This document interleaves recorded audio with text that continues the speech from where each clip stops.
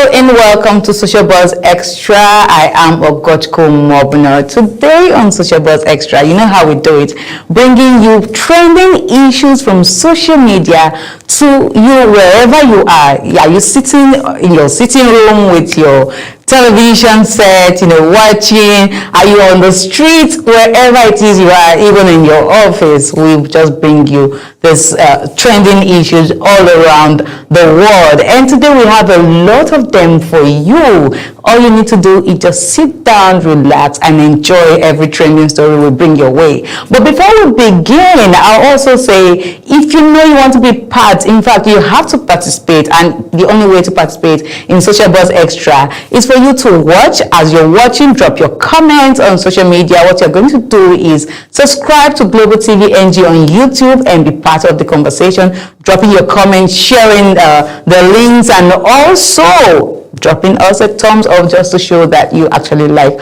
what we are doing. All right, let's kick into the very first topic of today. And the first one is saying, the Lagos State Indegenes protest against Yorubas from other states taking up all traditional titles and positions in the states.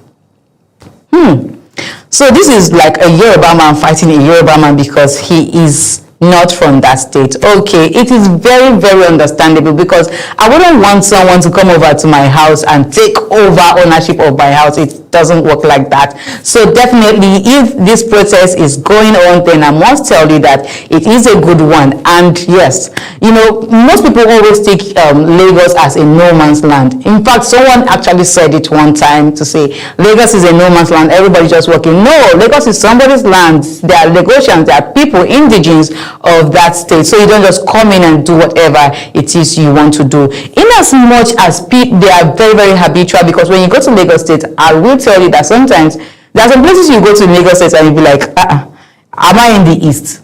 And some places you'll be like, am I in the north? Because they give room to everyone.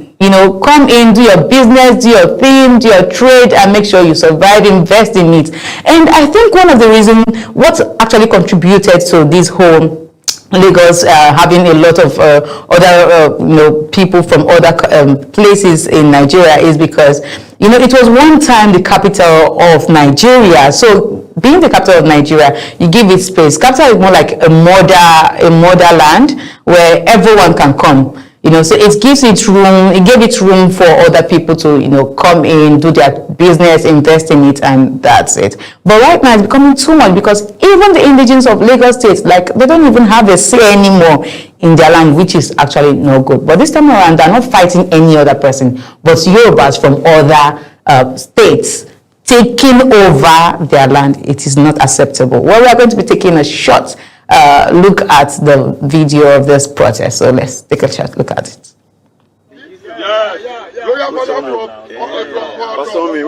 Royal father from Ijona, they have become a thorn in the flesh of the larger people in Lagos State. The Olorun left Iseyin in Osun State to Lagos. The same way Elijah left Ondo State to Lagos. Oba Ijona is from Ekiti. None of them created Lagos.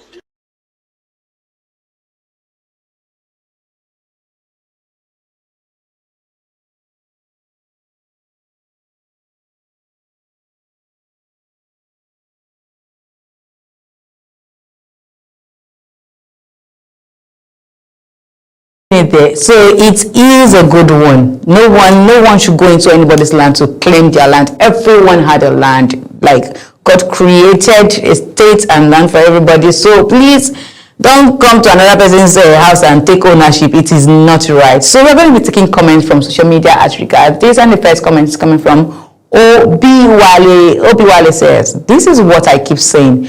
Most Yorubas, where they make noise on social media, are not even from Lagos. They carry Lagos for head like weary. Is that that last word wasn't really necessary? But yes, I understand that a lot of persons in Lagos State claims to be Lagosians, but not really Lagosians. But because they all speak same language, they just feel like, okay, we are one. That we are one thing will not work here anyways. Well, the second comment is coming from First King Frank.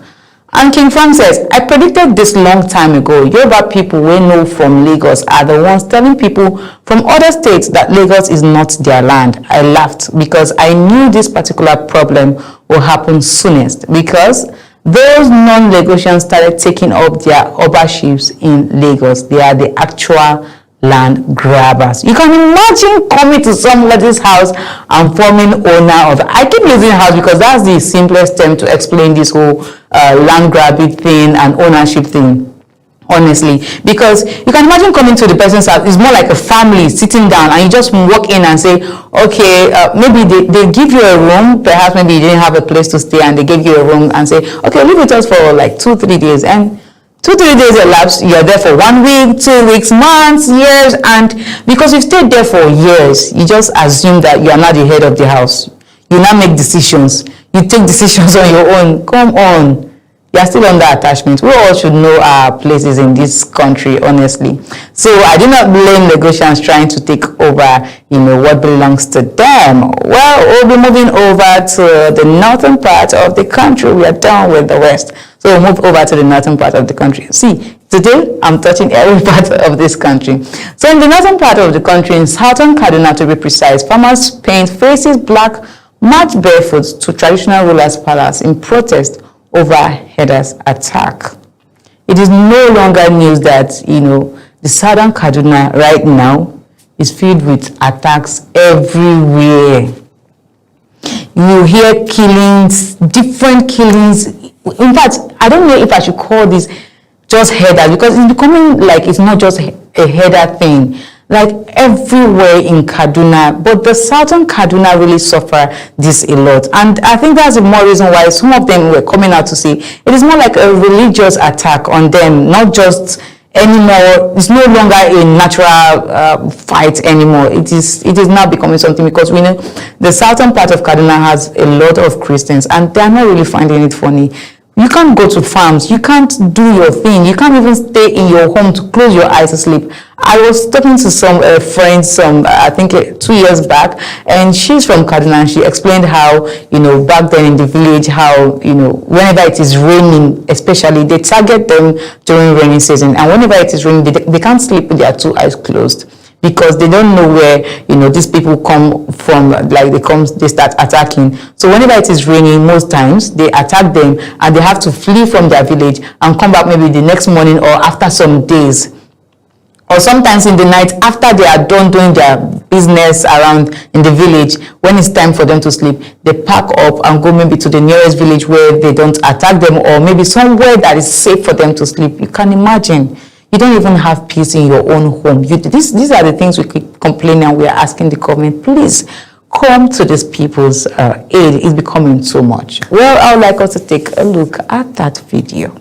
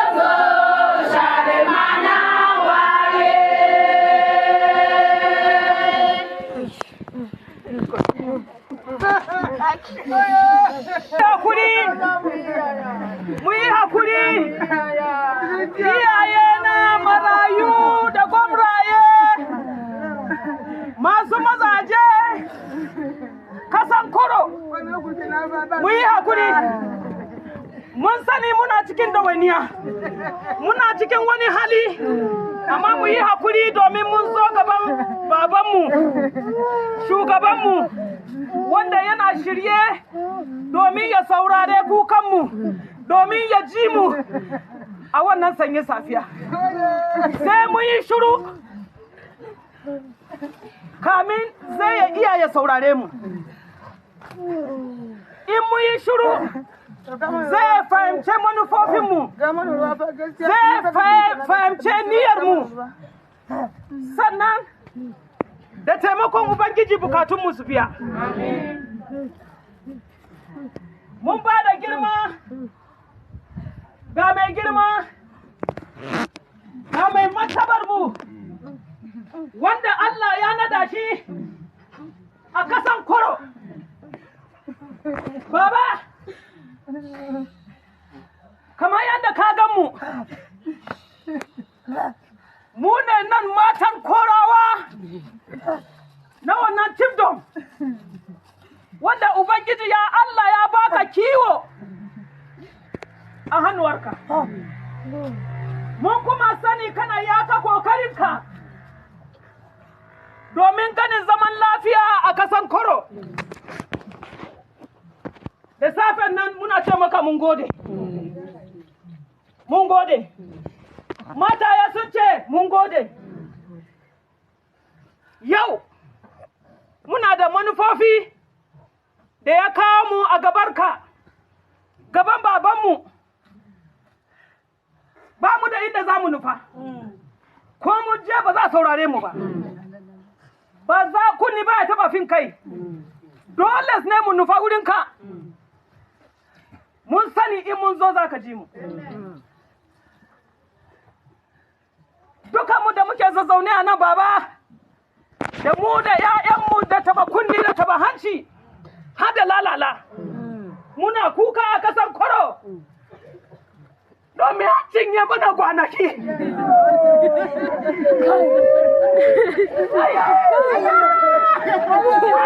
Ana kwanaki baba. Babu abinci a garinmu. Abinci bai wadace mu ba. Matayen nan da ka gani baba. Gidaje na hanayenmu. In mun je kwana girbi ba mu ganin komai. Ba mu san ina za mu fara ba. In mun daga baki za mu yi magana ana saran mu. Idan za mu yi magana baba ana kashe. Ana kashe ‘ya'yanmu. Ana kashe mazajenmu. Wayo ba mu san ina za mu nufa ba mun zo gabarka. Da hawaye, da nauyin zuciya. Babanmu muna roka ka saurare mu. Ba mu san ya za a yi ba. Ba mu san ina ne za a fara ba. Amma muna roka a ziyar da abin da ke faruwa a ƙasarmu na Koro.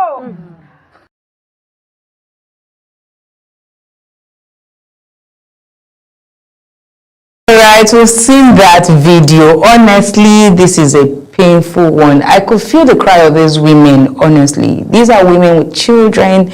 These are family women.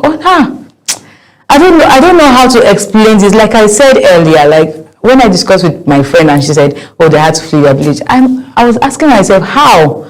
How do you flee your own house, your own, oh God, your own home? Honestly, it's not a laughable issue. And I think we really need to do something about this. Everyone should have equal opportunity to live wherever it is they want to live, irrespective of tribe and religion. We should end this whole thing. We are taking lives. There are so many bloods being shed every day. Children, unborn children, the old, the young. So if they kill everybody, who will then live in Southern Kaduna? Who do you want to be in Southern Kaduna? So you just want everyone to go instinct like that when we are not dinosaurs. Please, please, please, please. I think we need to do something about it. So we're going to be taking comments as regards this issue. And the first comment is coming from, this one says, every nation respects the cry of their women. This is from Prince Mwata Anayoizi 1. He says, every nation respects the cry of their women. If more women come out to protest against the bad leadership and the killings in Nigeria, I'm pretty sure a lot of things will change. Well, of course, 100%, a lot of things will change. Now, wow, this is really bad. But then you're talking about women.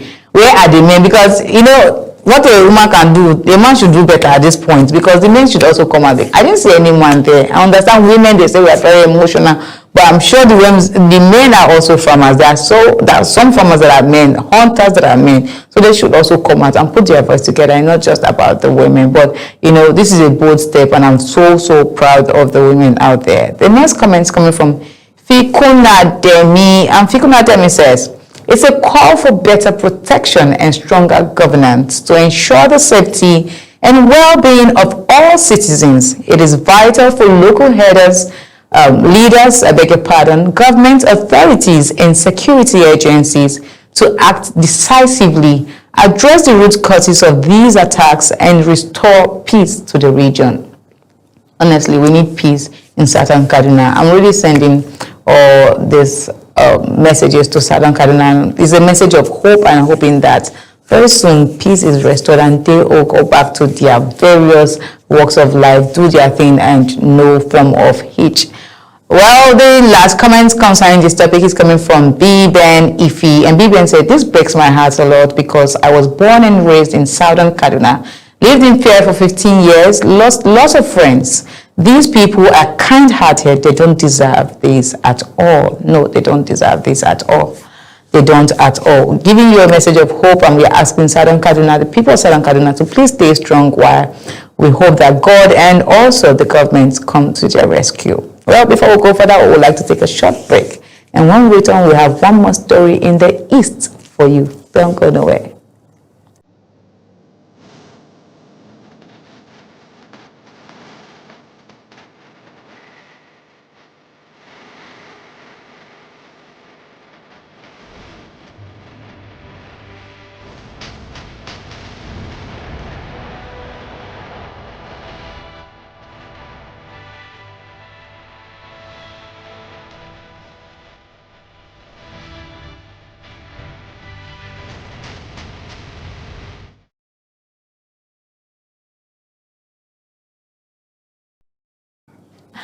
All right, welcome back from that quick break. Like I told you, we're going to move over to the east.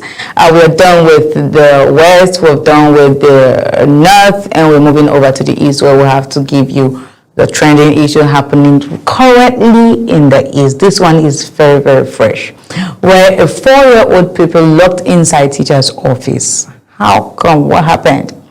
A 4-year-old boy in primary 1 at Central School, Enugu Akwachi, Oji River, Enugu State, was reportedly locked inside his teacher's office as punishment after school hours.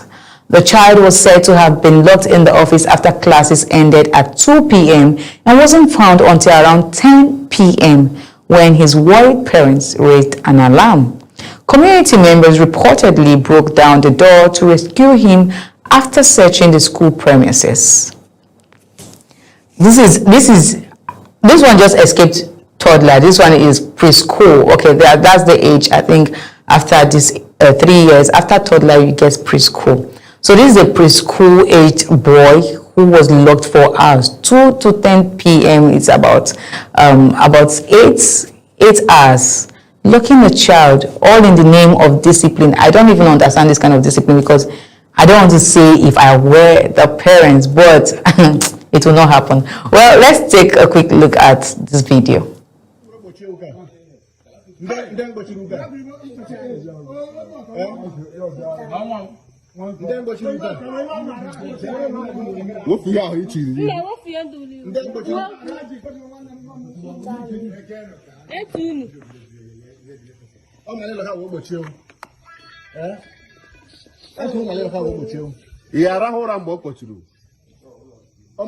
Onyere punishment. Ndị ihe o ji kpọchie ụka, ndị ihe mere. Ọchụ sekpuru ya nya kpọchie. Since ya ihe ma akọ now. Ndị ihe ma akọ now 8 gini. Tonight go to 10. To 10 p.m. Anti machirula ka classroom. Akwụkwọ bịara by 7 a.m. nke ụtụtụ. Anti mkpọchiri na Central School Enugu Akwachi. Ndị agha dị anti. Ịma ha anti. Ịma ha dị anti. Primary gịnị ka ya anụ? Primary 1. School all we have central school. What school only? Central school we have watch. Central school we have watch. India how? Eh? Thank you. Chidera how? It's okay. Chidera how? Get the small boy. Oye kuzi pochidi na school. We see her since morning till now. Pochidi there also. Lock all the place. This small boy, Chidiki we for narrow we. Can you do weekend less every year?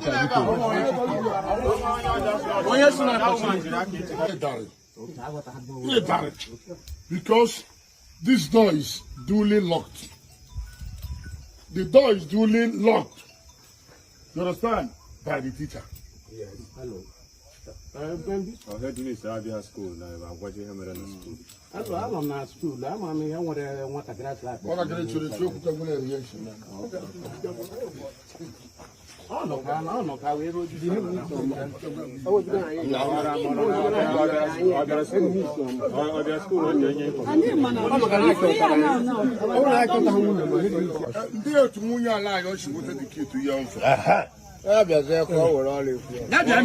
because I can't got involved later now. Oh, you know, we involved. What involved? I don't know what's here. I'm on your.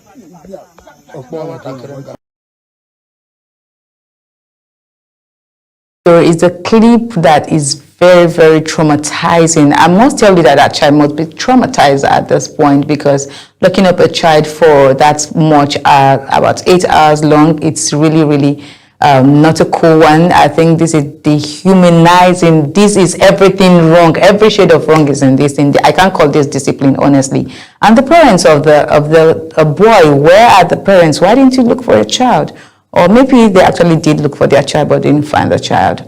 So we're going to be taking comments from social media, and the first one is coming from Gina Foodie Sand Spice. And Gina Foodie says, who picks him up from school daily? Where were the teachers when they came to pick him up? If he uses school bus, didn't they mark him present in school to know he is not in the bus with them? Many, many questions to be asked. 10 p.m. is wild. Yes, 10 p.m. is actually wild. Second comment is coming from Height Pro, and Height Pro says, I think she forgot. It happened to my brother years back. He was sick. The headmistress brought him to her office, gave him paracetamol, and made him lie down in her office. Unfortunately, she forgot that someone was sleeping in her office. She closed for the day, locked up the office, and went home. My mom went back to the school in search of him. With the help of a teacher, heard him crying inside the office around 8 p.m. Prior to this, the event, my mom dreamt she was walking down a hallway with the brother. Suddenly, she looked around, couldn't find my brother. She was fighting, was calling for my brother, looking for him. Then suddenly she heard his cry inside a room that was locked. She was shouting and banging on the door. Then she woke up. 3 days later, my brother went missing. What a story, but then it's a true life story and is related to this particular issue. The last comment for today is coming from Tinda's Bake, and Tina says, I don't even blame the teacher. I blame whoever is responsible for the upkeep of the baby. Because what? My hubby took the boys to go have a haircut, and after 2 hours, I didn't see them come back home. I started calling this up. Why? Because I already marked time on them when they are meant to be back. I see little kids come back from school alone in this dispensation. And with all that's happening today, and I wonder, where are their parents? It is well. As for that teacher, straight. She didn't want to say it, but I understand that particular Igbo, like it is. You're going straight up. Anyway, that's all we have for you today on Social Buzz Extra. I hope you actually followed with these trending topics that we just discussed about. But if you didn't, please go back to watch on Global TV NG on YouTube and be part of the conversation by dropping your comments and also sharing to other platforms, and just to make people, alert people, make them aware of what's going on in their environment, because some persons don't even have time to actually go on social media to look at for these stories, but we picked them, selected them for you just to share this awareness. Well, I am Ogochkumobno, and like I said, that's all we have for you today on Social Buzz Extra. Do not go nowhere as the midday news comes up. Bye for now.